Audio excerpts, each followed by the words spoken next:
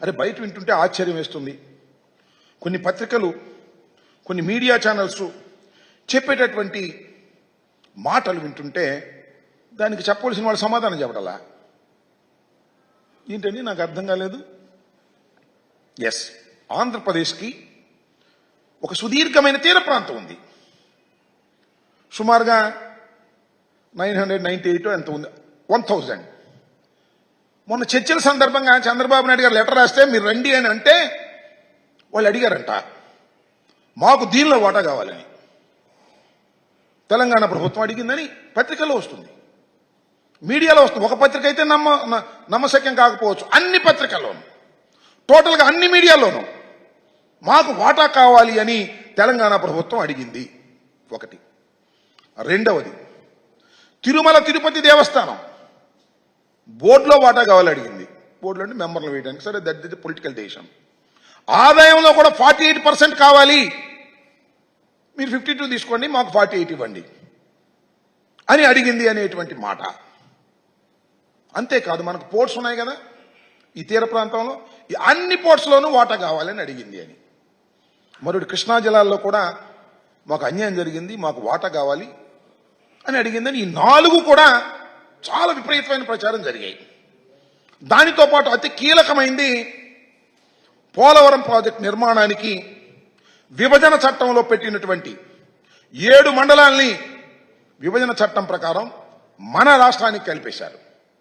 ఆ 7 మండలాల్ని వెనక్కి ఇచ్చేయమన్నారంట. ఇచ్చేయమన్నారు వాళ్ళ కోరికలు. చిత్రం ఏంటంటే, ఒక పత్రికలో హిందూ, మీ అందరికీ తెలుసు, దీనిలో ఇవాళ వచ్చింది ఏంటంటే, Naidu Revanth agrees to transfer 5 panchayats to TG. ఇది నాయుడు అంత రేవంత్ ఇద్దరు కలిసి సమావేశంలో 5 గ్రామాలను తిరిగి తెలంగాణకు ఇవ్వడానికి అంగీకరించారు చంద్రబాబు నాయుడు గారు. What is this? దీనికి సమాధానం చెప్పగలరా? వార్తలు ఈ విధంగా పుంఖాలుగా వస్తున్నప్పుడు మీరు ఏమీ మాట్లాడకపోగా, ముఖ్యమంత్రులు ఇద్దరు మాట్లాడకపోగా, ముఖ్యమంత్రుల తరపున అక్కడ డిప్యూటీ సీఎం, మన మంత్రులు, వారి మంత్రులు కలిసి ఉమ్మడి సమావేశం ఏర్పాటు చేసి, పత్రికా సమావేశం, దానిలో మీడియా మిత్రులు ఏమండి ఇగో ఇవన్నీ వచ్చినాయి ఏంటి అని అడిగితే సమాధానం చెప్పకుండా తప్పుకెళ్లారంటే నిజం అనుకోవాలా, అబద్ధం అనుకోవాలా?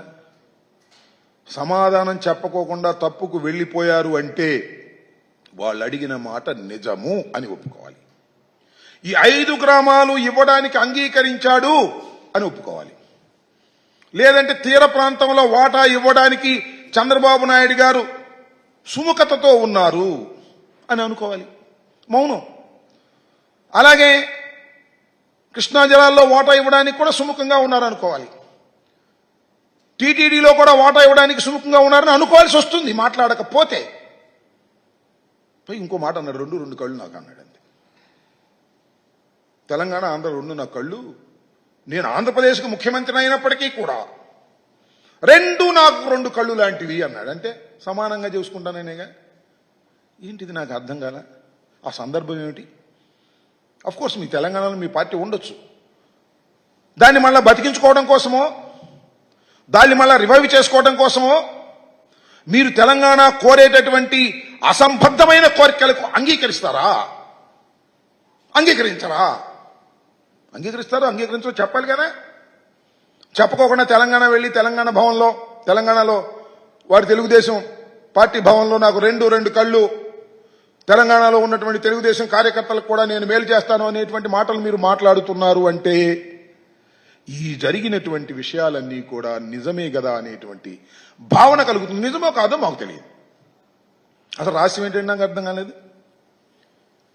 2 రాష్ట్రాల ముఖ్యమంత్రులు విభజన చట్టంలో ఉన్నటువంటి అంశాల మీద చర్చించుకోవడం రహస్యం ఎలా అవుతుంది?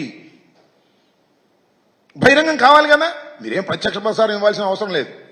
ఇది జరిగింది అని రేవంత్ రెడ్డి గారో, ఇది జరిగింది అని చంద్రబాబు నాయుడు గారో పాయింట్ టు పాయింట్ చెప్పాలి కదా.